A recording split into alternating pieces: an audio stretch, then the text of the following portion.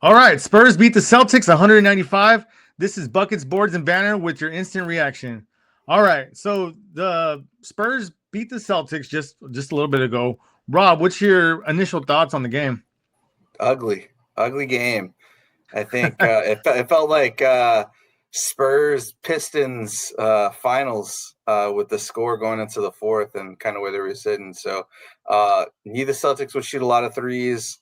Felt like the Spurs have had a lot of issues giving up the three, but rebounding, free throws at the end kind of sealed it up. So excited for the win. Good win for the I Spurs. mean, there wasn't even 200 points total in this game. It was pretty rough, I guess, for both sides. Spurs and Celtics fans can kind of complain about the game. It wasn't pretty on either side. But how about we go and just kind of talk about how the game went, and then just kind of how did the Spurs pull it out there at the end? Initially, Celtics did look pretty well. Like they did pretty well. They started off 14-7 run. It didn't look good for the Spurs. They couldn't hit anything. Mitch Johnson calls a timeout. He takes out Julian Champagnie and Cornet, and he adds Keldon Johnson and Wemby, which were really big, pretty big, really big for them tonight. They were able to kind of keep it a little closer, ending the first quarter 21-26. Really, the story in the first quarter was Spurs were 13% from three, Celtics were 40%. Then you go to the second quarter. They start off cold again. So Mitch Johnson has to make a decision. He brings Wemby in along with Lindy Waters, who's known for three-point shooting. Celtics packed the paint. No one could hit any shots, so they just dared them to shoot. I don't think Lindy Waters hit any shots, but Wemby kept him close. Castle didn't really do anything there. He did take a lot of shots, but they end the half 50-55 miraculously. After all that, they go to halftime. Spurs with shooting 42%, Celtics 49%. 3-point percentage still favoring the Celtics. 8-6, 8 3-pointers to 6, but Spurs shooting 22%. But I think the interesting here at half was everyone had more shots than Wemby. Wemby only had 5 shots. He was 2 of 5.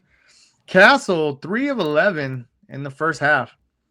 So that was kind of the tail of the first half. Spurs still didn't feel like they were there. They kept they stayed around. Defense kept them in it.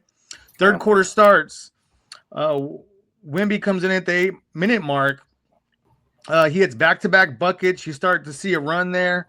Eventually, actually, during the third quarter, I don't know if you saw it. Did you see when Jalyn Brown tried to dunk on Wemby?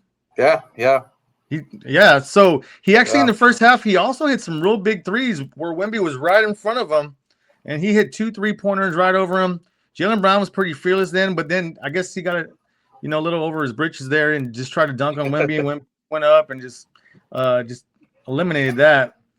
So Spurs finally tie the game there in the third quarter, off an alley-oop and an and one to Wemby. So the third quarter ends 66-69. Spurs are still down. Boston's still up, and they're you kind of feel like maybe Boston can pull away the way they were playing. Brown played pretty well. Derek White played very well also. And then here comes the fourth quarter. Really, it was back and forth. But what was interesting, when it goes down to the last 2 minutes, Mitch Johnson decided to pull Castle. Castle was not playing well, kind of forcing some things. I mean, he had some highlights. I mean, he did some things well. In the first half, I think he picked Jalyn Brown and was able to go and dunk it. But overall, offensively, he couldn't do anything. So Mitch Johnson goes with Wemby, Cornet, Johnson, and Fox and Champagnie to end the game, and they were able to finish it, winning 100-95. And what kind of sealed the game was there was a forced turnover by Fox on Jalyn Brown. Wemby scoring some. What is he had? He scored in the last 18 seconds. It made it 99-95, essentially putting it away. But that's kind of how it went, and it wasn't necessarily pretty, but that's how the Spurs were able to win the game. Well, after all that, it was ugly. Thoughts afterwards? It felt like a lot of the game. It was one where if you were just kind of looking at box score, it felt like the Spurs were really lucky to be within reach. I think a couple times the lead stretched to 9 or so, and they were able to come back really fast. And especially in a couple where they've lost leads, and their record overall without Wemby this season, I think, is exactly the same, or it's fine. They were able to sustain, right? Like they didn't go down double digits, or they were able to keep it within the 3 to 5 range. And then Wemby just put them over the hump. You said it. Castle didn't play at the end of the game, which is really unique because he's such a good defender. But 3 for 16, 9 points. I know he was injured. He took a hard fall in the first half. He just didn't look like he had liability offensively. Yeah. And when he's not adding that, right? Like it's just tough. Champagne didn't shoot great. With 5 for 12, 2 for 8 from 3. But he rebounded amazing. So I think 13 rebounds, 10 defensive boards, a really big one at the end to kind of seal it. After one of the misses from Boston. And I'll say this for Castle's best, he's played on defense. I think Jalyn Brown finished with 27, but he was 11 for 28. I think he made it tough for him. He battled. Brown's probably got a few inches in height on him. Comparable strength. He's playing like someone who could be first team All NBA player. Has kept them not even just afloat, but in really good standing, along with Derek White without Jason Tatum there. So I think Castle did well against that. He just has not been able to find an offensive rhythm over the last, I'd say, 5 games, right? And the Spurs really have not looked good for 3 since Champagne's outburst, probably against New York on New Year's Eve, right? So they've just not shot the ball well. And in the 2 losses, going back to Portland and then Memphis, teams have really shot the 3 well against them, but they've also not defended it well. And I think going into tonight's game, the Celtics are going to shoot a ton of 3s. I don't know what they're averaging per game, but they're going to put them up there. And for long stretches, it was just man, Derek White wide open from 3. They were doubling off of individuals they didn't need to. I think at the end of the game, they got lucky. Jalyn Brown missed one, but they doubled over off of, I think it might have been Luka Garza. But again, not a guy who's being guarded by Wemby that you need to double down on, leaving Jalyn Brown wide open. He just missed, right? And I think that was one of the ones that sealed the win at the end. But, even Luka Garza, I think, got loose for 3 or 4 threes. Derek White had 5. Jalyn Brown had 5 threes as well. So a good, scrappy Boston team. It was ugly. I think you can take from it, hey, you're one of your best players, doesn't play well offensively.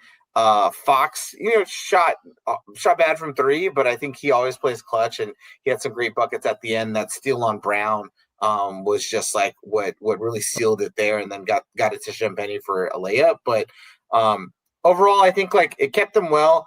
The one thing I was calling out too is De'Aaron Fox, the only player over 30, Champagne over 30 minutes, but the only 2, right? Champagne at 35, De'Aaron Fox at 36 minutes, Wemby, at 26, Castle at 27. The minutes have staggered so much for them, and I was interested to see them go with that 2 big lineup at the end of the game. I think to kind of match some of the rebounding, but interesting to see. It feels like everyone is on a minutes restriction with Mitch. He's gotten some early substitutions, and you saw Sohan in again early, Lindsey Waters, as you said. So again, not a great game if you're watching it. I think there's a lot there that the Celtics can feel man, we really should have had that game probably. And for the Spurs, I think they really went and stole one without playing their best basketball. Yeah, absolutely. Would you want to see this French vanilla duo more often? We rarely get to see it, but Mitch went with it here at the end of the game, and I think it paid off. You need that rebounding, that toughness. Then he surrounded it. Basically, he picked the surest guys that were on the team that he has right now with Johnson, Fox, Champagny, and those two to end it. Would you like to see more of that Cornet Wemby duo? I think they work well. Wemby obviously spaces the floor a little bit more. He's going to float out to the 3-point line. He's hampered down how many threes he's shooting.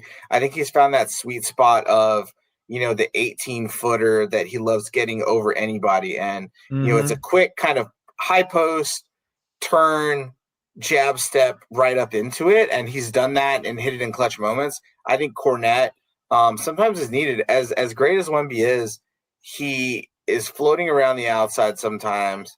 And I think like what's shown against particularly like some of the Knicks games, if you got a rugged offensive rebounder, like they are going to get him out of position and be able to take that. So I think Cornet, especially in these big games, he can really solidify that space, right? Like Champagne's rebounding like crazy. And I think Cornet could really like put that together. So I'd love to see that lineup a little bit more. And then, Fox, I think always plays well in the clutch.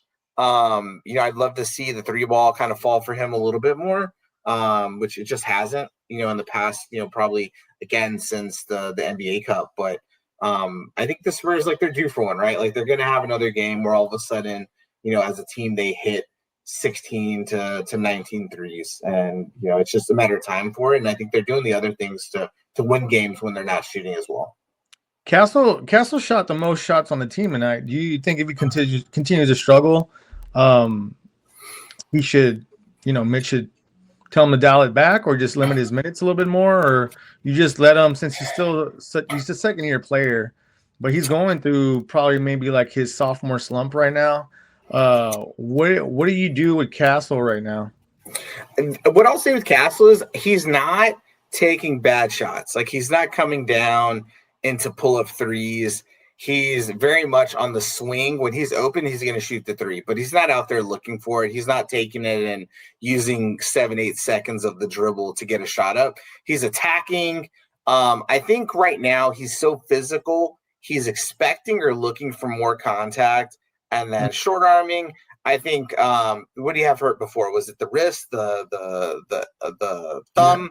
Yeah. I know he had a hand wrap today. So I'd expect like that's probably triggering him. I think him getting 16 shots up, I like, right? Like I definitely, if you're looking at the team, right? Like you want Wemby taking the majority of your shots or De'Aaron Fox, but I like Castle taking that because he's being aggressive with it. I don't think he's, again, settling for stuff. He's getting into the lane.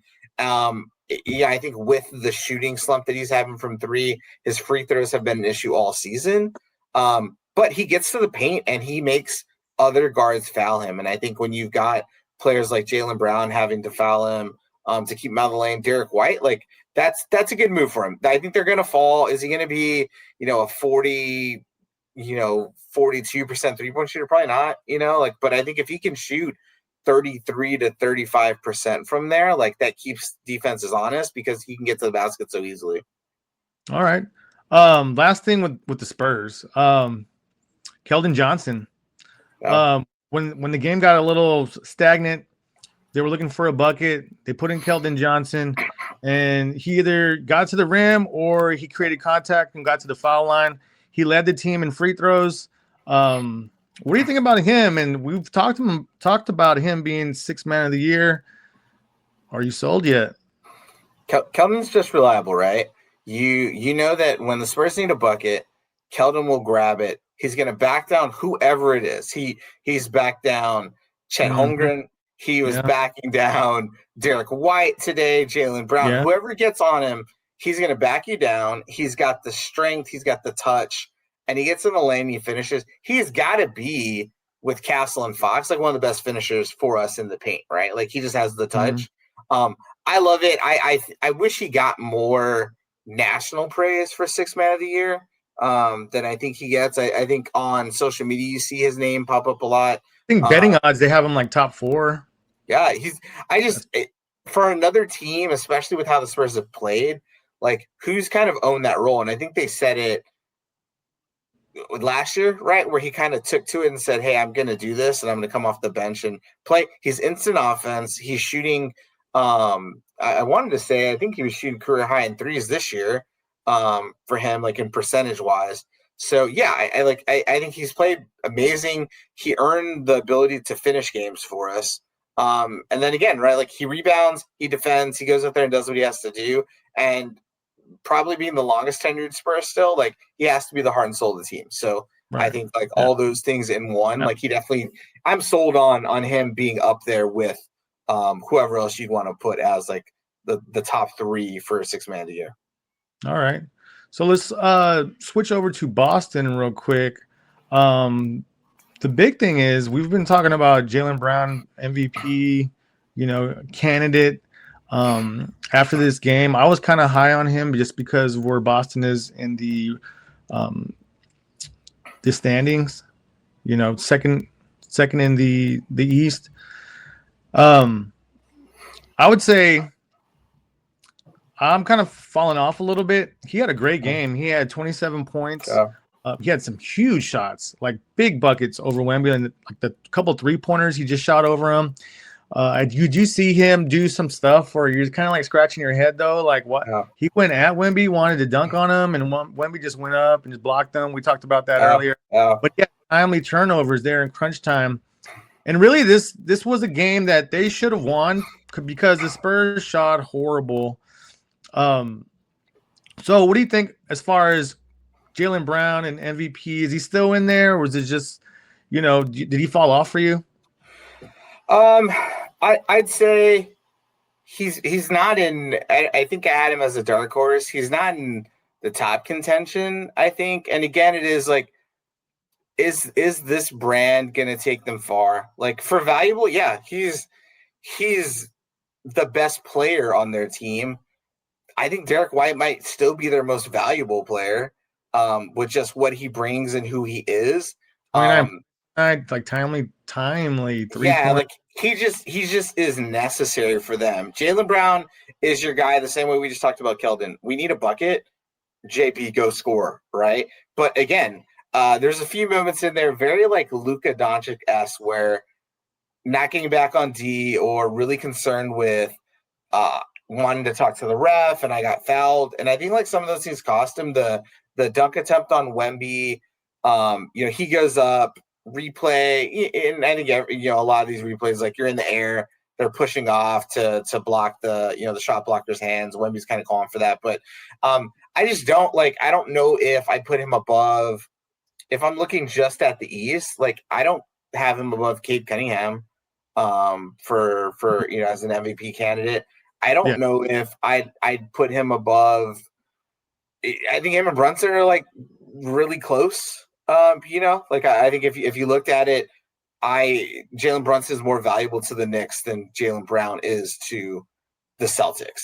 And that might be a hot take, but I don't think it's like they're right there, but I just don't think like it's off of it. So I think he's there. I think he's definitely in the running for any of the All NBA teams. He's a bucket. He's going to be tough to stop in the playoffs, but something with their brand of basketball, right? Like they're going to go out and shoot as many threes as they can. Like, is that going to help them stick around the playoffs? Like, it's tough to see, right? They're going to be a tough out for whoever, and they've obviously gotten to the top of the standings because they're very well coached and they play well together. But yeah, I would say the same. I don't think JB is in the top for me. Again, I'd have Cade and some other guys ahead of him for myself right now. Yep. Okay. Well, unfortunately, the Celtics lost tonight, but they can probably right the ship. They play the Pacers on Monday. The Spurs, on the other hand, they got on their road trip. They're going to Minnesota. Tomorrow. Yep. You'll be there. Yep. I'll be in attendance. I'm hoping to get another win. I'd love to see. I think this would be a good back-to-back stretch for them of wins if they can knock this out. They go from Boston to Minnesota to Oklahoma City. Yeah, that's huge. It's a good stretch, right? Like I think we talked about it. They, thinking of not having Wemby to now this, like that's going to be tough. It's a tough stretch, but they've got him. They're not, they're not shooting well, but they do all the other things. They defend well. They get to the rim, and I think they're meshed. So Either way, like I think if they can come out tomorrow, that's a pretty big statement in back-to-back games. And if they can go back into and get another win at OKC against OKC, yeah, I think it'll just keep the momentum rolling. All right, absolutely. Well, I think that's going to do it for tonight. For Bucket Boards and Banner, we'll see y'all next time. Appreciate it.